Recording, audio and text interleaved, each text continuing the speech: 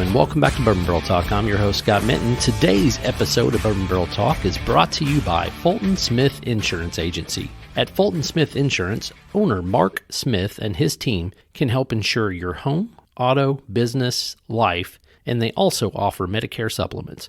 With over 40 years' experience, he can put together an individualized plan for you, your family, or business. Please call Mark to get your free quote today at 812-725-0815 or email him at marks@fultonsmith.com.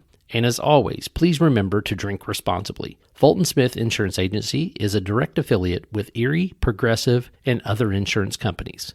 And we're back, but we are in the Minton house. Casa de Minton. Casa de Minton. That's right. So we're at Casa de Minton, and we are going over the 2023, and we are doing the reveal for round 2, which is who are the bourbons/whiskeys going on to the Sweet 16. Excellent. So that being said, Nick, you want to go through the bourbon round? Absolutely. So from our second round of 32, our first one up was Old Carter small batch batch 10, and versus Knob Creek single barrel, and Old Carter moved on Just barely. Barely. Yeah, Really? that was a close one. Yeah, I think it was like 53%. Wow. So it was really close. I can only assume that it was probably people probably had more Knob Creek single barrel. Yep. Than It would have to be.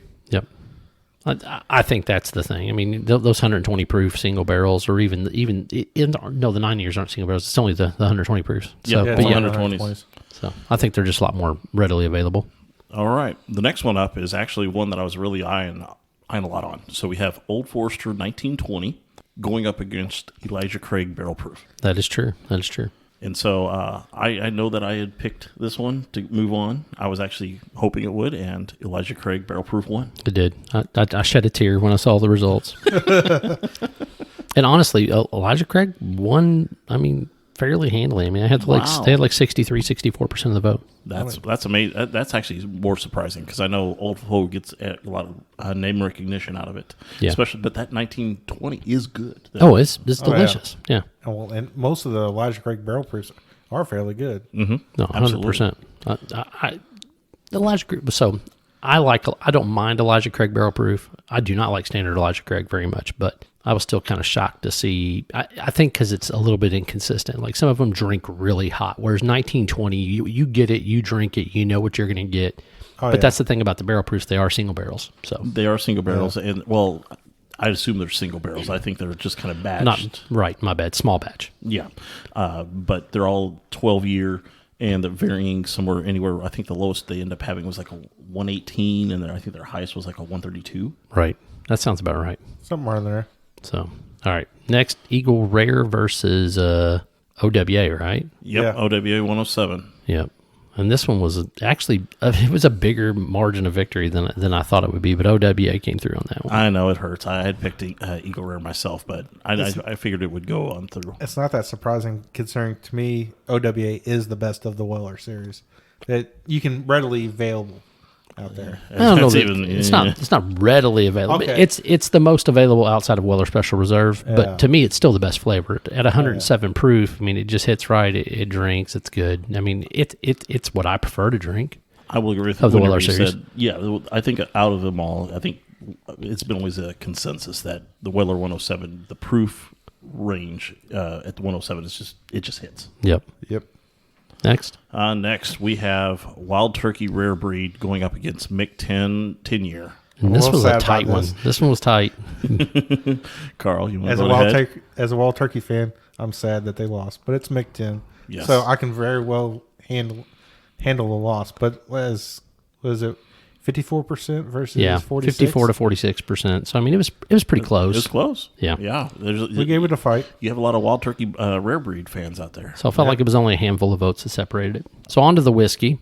We've got Old Louisville, Batch 1 of the 16-year American whiskey versus Lost Monarch.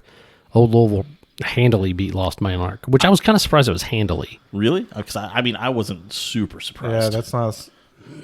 And then we had Rolling Fork, FU Fortuitous Union versus Jack Daniel's Single Barrel Strength. Jack Daniel's Single Barrel Strength came through, and it was pretty handily too. I'm not shocked by that. Yep. The Hibiki Harmony versus the Bardstown Bourbon Company Discovery Series. It came through the Bardstown Bourbon Discovery Series. It came through, and that was it might have been the worst margin of victory. I mean, it was. I know that hurts. That hurts me. Sorry, Nick. And then Old Carter versus the Kiamichi 8 year. So Old Carter came through. It won. It actually was not a landslide. I mean, it was close. But I think it's also about readily available. I think the Kiamichi is a little bit more available as far as that goes. It's very new still, and so not a lot of people probably might realize it's kind of like partial willet juice. Right. Yep. So yeah. All right, I'm going to do the Rise, and I'm going to let you take the finished in and bring it home there, Carl. But we had Mick 10 Rye versus Peerless Rye. This one was actually really close, too. I was surprised at how close it was. I want to say it was Mick 10 was about 57% of the vote. Oh, so wow. Peerless That had a is lot. Close. That's impressive. And then the next one is the New Riff 6-year malted rye versus the Sazerac rye. Also another close one. I mean, I was surprised. I mean, Sazerac had about 60% of the vote, which I thought it would have been more like 70, but no, it was considering the name recognition on that. considering name recognition. But I think people just really enjoy that malted rye that New Riff released. Then we have Oldfo rye versus Jack Daniel's Single Barrel Rye. Oddly enough, Oldfo came through on this one, which it's the lowest seed that's kind of moved forward through this process so far. You got the 13th seed in... Oh, that's right, the 13th seed Elijah Craig Barrel Proof. Yeah. And Ofo Rye is 6th seed. Yep. So it came through with a nice little W there. Then the last one in the rye category was Knob Creek Single Barrel versus the Wild Turkey Rare Breed Rye, which Wild Turkey Rare Breed Rye came through. I hope that wasn't close. It was closer than I'd like to admit, but it wasn't like 52 to 48. It was like 57 to 43 or something like that. So yeah, I mean, Knob Creek single barrels are more known for their bourbon than their rye. Oh yeah, yeah. But I tell you, I love their ryes. Oh, the ryes are great. I think their ryes hit just right. They're perfect for mixers. Like if you want an old fashioned or anything like that, they do really, really well. I love their double oak ryes. Yeah. Those things are great. So, all right, what do we got in the finish category? Then we got... I can't do it because I'm going to cry here in a minute. We got Foregate Cognac / rum versus Barrel Seagrass. Foregate moves on. And here's a heartbreaker for everybody. Woodford Reserve Double Oak versus Oldfo 1910. Woodford won. I know. This was really the matchup.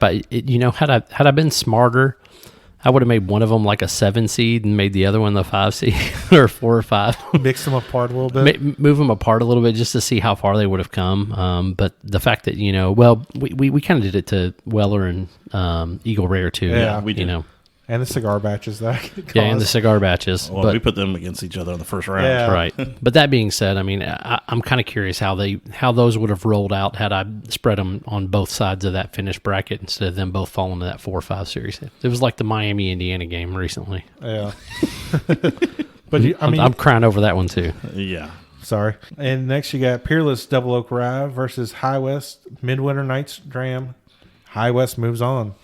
Yep. And then you have Starlight Cigar Batch versus Bardstown Bourbon Company, Chateau de LeBeau. Chateau That's de fine. LeBeau. Yeah. And Chateau de LeBeau moves on, which Yep. actually is sort of sad for the homers in us. Yeah, it is. But I can understand that one. All right. So what we have is our 16 teams, so the Sweet 16, and we have in the bourbon category, we got the 4 teams left there. Our Old Carter Small Batch 10 versus Elijah Craig Barrel Proof. Who we picking here? I'm having to go Elijah Craig, actually. I mean, it's been upsetting I'm going everybody else. I'm going Cinderella. here. You're going Cinderella? Man, I hope you're both wrong, but I we'll see what happens. I agree with you though. I think it will win. I think the name's got it. I do too. I think it's gonna. I think the availability of it versus the name recognition. I think it's the one that will move on. Mm-hmm. Next is OWA versus Mick 10. This is. I think it's going to be close. I'm going to say it's going to be very close like before, but I'm going to say OWA is going to move on. I think I agree. I'm hoping for Mick 10. So that being said, so you've got if we all agree that Elijah Craig and OWA is going to be in the Elite 8, who moves on to the Final 4? I think OWA is going to move on. All right. Out of those two, I'd hope Elijah Craig, actually. Yeah. Really? Okay. So I prefer OWA as far as the drinker of those two, but so that's where I would hope. But man, with way Elijah Craig's performing so far and how it's winning, it wouldn't surprise me. It'll be a tough one. All right, next in the whiskey category, we have Old Louisville Batch 1, the 16-year versus Jack Daniel's single barrel strength. I think this is where Jack Daniel's will probably come through and pull this out. Really? Because I think there's a lot of local people who have actually got to try Old Louisville and enjoy it. Yep. I agree. I think there are a lot of people, but it's not just local people voting. That's true. On the national market, I'd say Jack Daniel's got it. Yeah, so that's the only reason I'm going the route I am.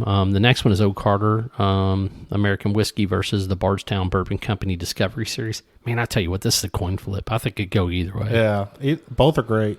Both are fantastic. I think the Discovery Series has probably got a little bit better name recognition across the nation.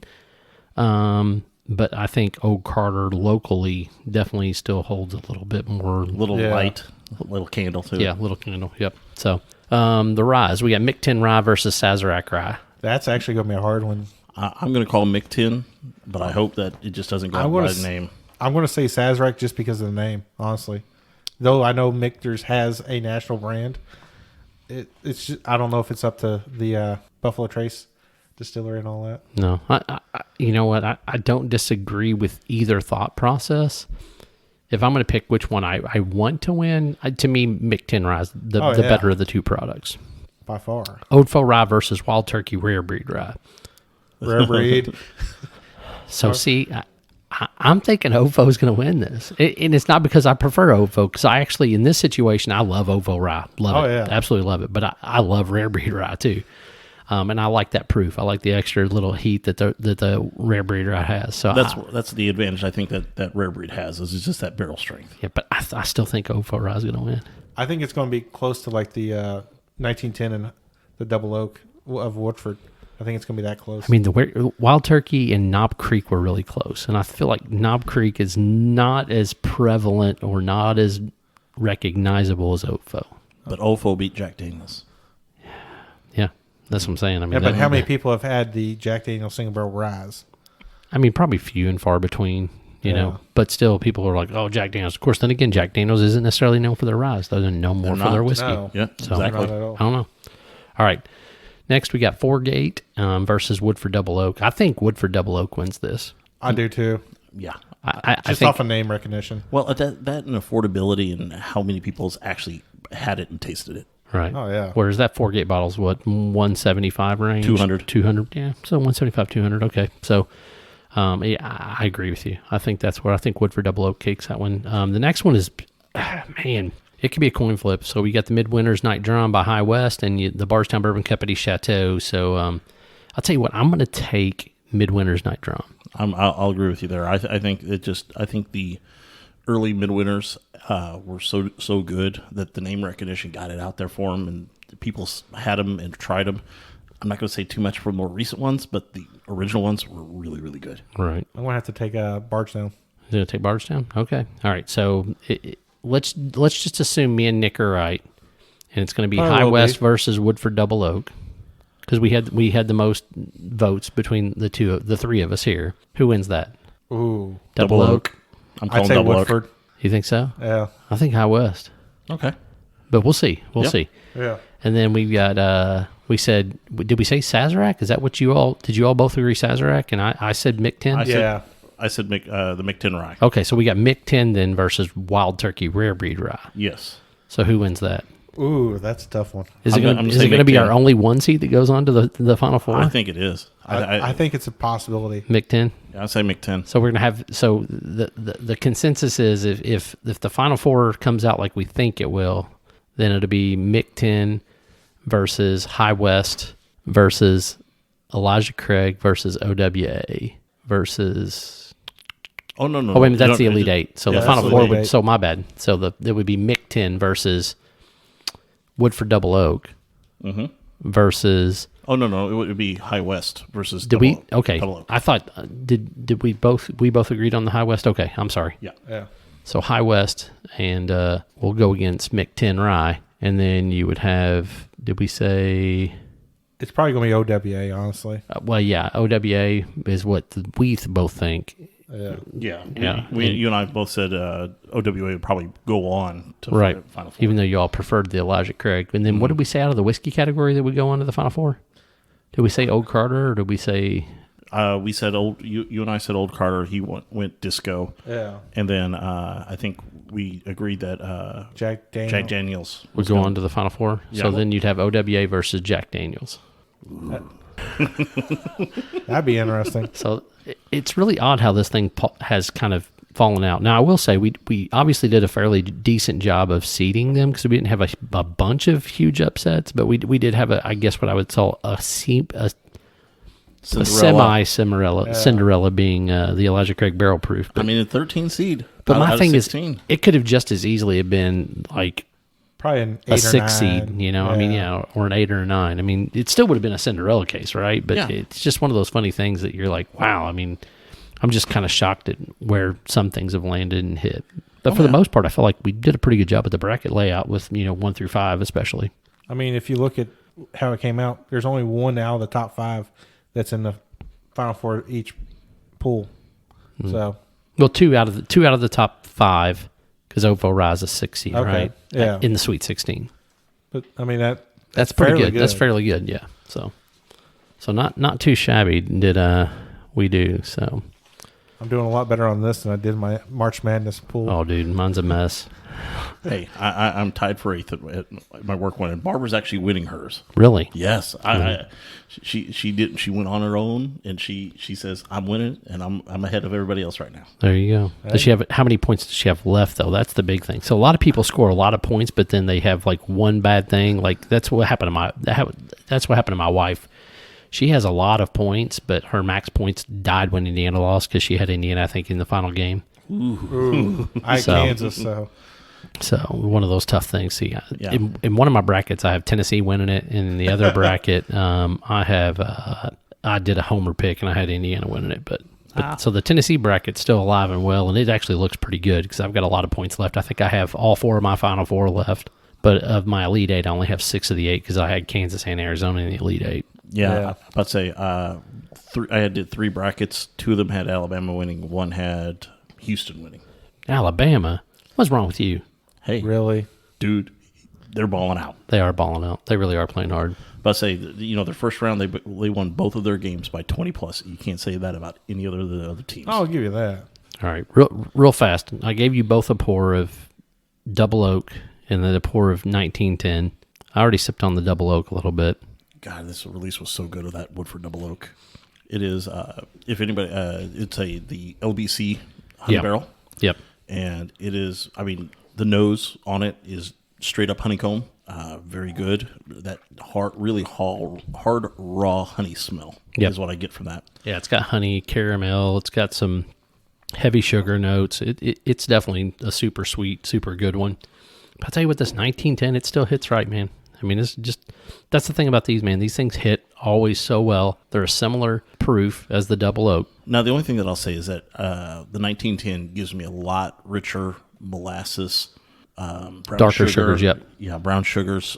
It has that much more depth that I think. Yep. Well, 1910 always has a little bit of tingle on the backside for me, where Double Oak usually doesn't. Any of the Double Oaks. That's what your wife's supposed to do. Yeah. I'm still a 1910 fan. I mean, I love Double Oak. I mean, it's delicious, but just something about that toasted, like that marshmallow, that rich dark sugar that comes through on that 1910 that I just prefer. Oh yeah, no, I mean, there's sometimes that I almost think that this is like a s'mores in a bottle. Yep. So Somebody poured them. I would not be sad if I got them. no, I wouldn't be sad if I got either one of them. So you wouldn't kick either one of them out of bed for eating cookies. Hell no. Nope. All right, so that's our talk or our conversation for the round of what we call the Sweet 16 moving forward. Make sure you hit the subscribe button. If you want to find us, you can find us on Instagram, Facebook, or the Twitter. You can also email us at bourbonbarreltalk@gmail.com. This is Scott, Carl, and Nick signing off. Peace See ya. out. Have a good night.